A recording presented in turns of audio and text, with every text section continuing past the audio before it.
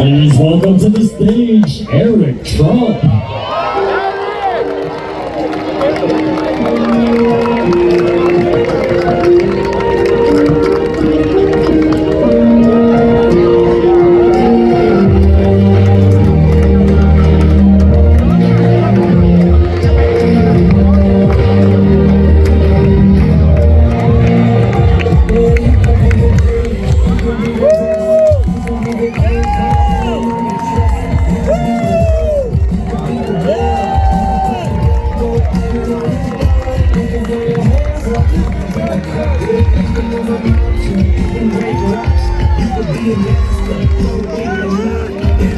We want you! Let's go, Eric! To the great Doral. Alright, so I've got a very serious question for everybody. I'm going to do this in front of Don's kids. Which Trump son do you like more? Do you like Eric? Or do you like Don? Don, that was pretty decisive, I think.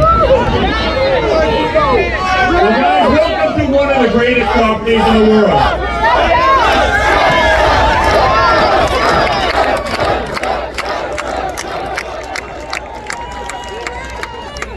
Welcome to one of the greatest properties in the world. And you know, this property is a great parallel to our country. When we got it, it was sick as hell. It was run down. The people who ran this property didn't give a crap about it.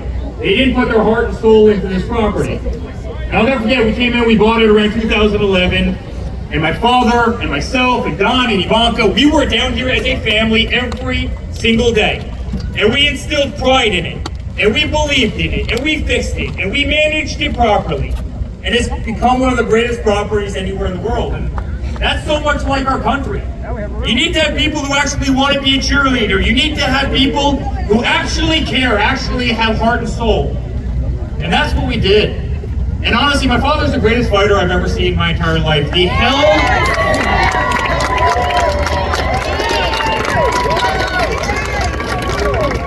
You know, guys, I sat in that courtroom every single day because I wanted to be by his side.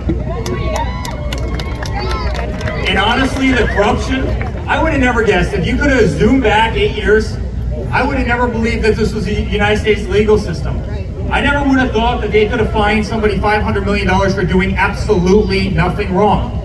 Right? When they're letting out hardened criminals in New York, as they run around McDonald's in Times Square and slash the hell out of people, you know, the entire DA is sitting there in the front row giggling and chuckling with the judge that's totally in their pocket. I would have never guessed this could have been the United States of America. And, you know, we've seen these in so many countries. I mean, how many Cubans do we have in the audience tonight?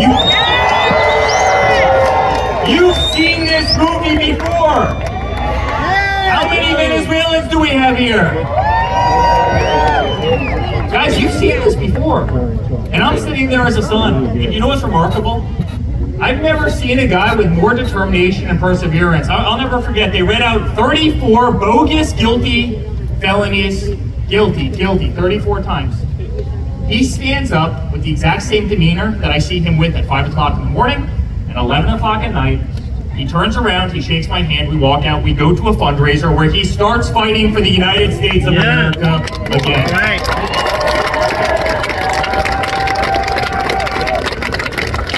I'm so freaking proud of him. And believe you guys, if I didn't stand on the stage, if I wasn't here right now, they wouldn't be hitting me. I'm probably the most subpoenaed person in the history of this country. 110 subpoenas, and I've never gotten so much as a traffic ticket. And the second he went down that aisle, subpoena after subpoena, because they just wanted to get to Donald Trump. And they wanted to get to him because we have a president right now who's freaking incompetent. Absolutely incompetent. This isn't the best of America. In fact, he's the worst of America. Look what's happening to our economy. Look what's happening to everything. But beyond that, look what's happening to our values in this country. Look what's happening to religion. Look what's happening to our Constitution. Free speech. The Ayatollah was on Twitter. Yet they threw Donald Trump off like a dog. He had to open up Truth Social, which, by the way, is doing awesome.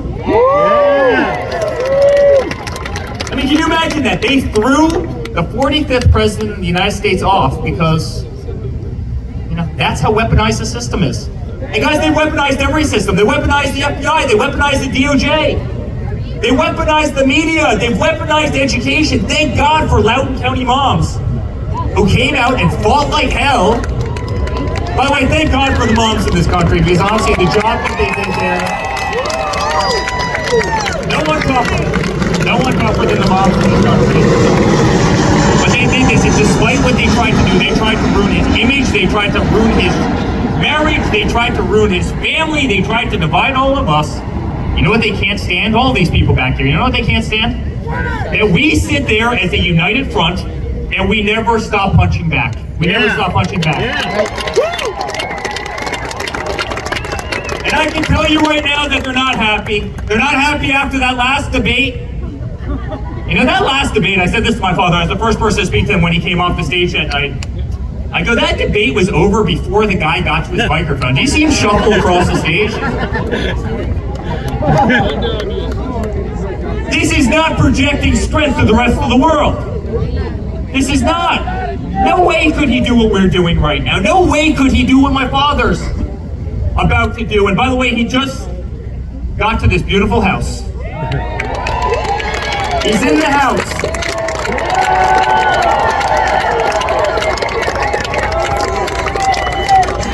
How about we send him a little message right now?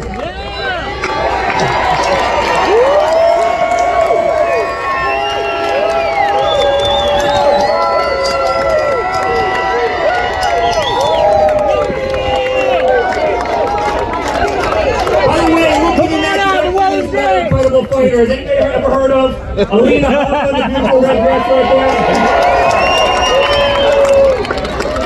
there? You put any corporate attorney in the country, and that girl in that beautiful red dress and those stilettos will walk all over them. She's got more backbone than every one of them combined. Come on, Alina, come up here. Come up here. It's unbelievable. She goes on every single show every single night and fights like hell. And we love her and we appreciate her. We love the fighters. We love the fighters, and she's a great one.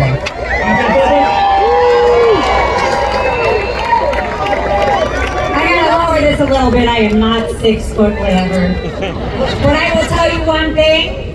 I have sat in courtroom after courtroom fighting for this family for the last 3 years, and it is the proudest job I have ever had.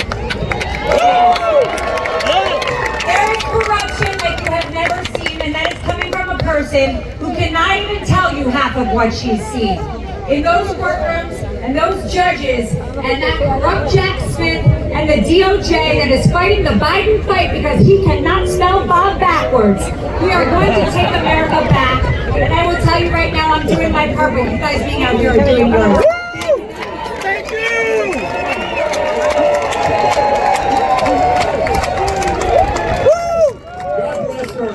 She's really an incredible person. Thank you! There's one thing I can promise you.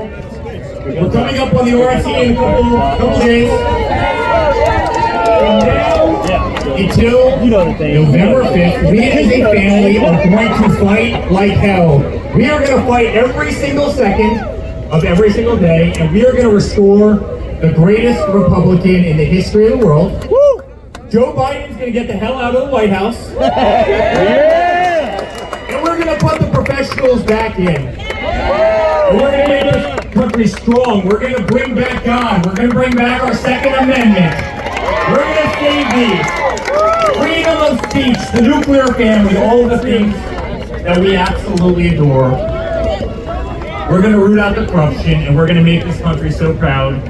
And I have never been more proud as a son to stand on the stage. And I will stand on this stage no matter how many bullets that they launch at me, how many arrows they fling at me, with the greatest president this country has ever seen. We will never stop fighting. We will never give up. And I promise you all, Florida, we're going to win Florida by the biggest numbers you've ever seen. But we're also going to win this country by the largest margin ever. I love you, Florida. Get ready for the greatest president in this country's history. Donald Trump is in the house, and he's on the stage in 1 minute.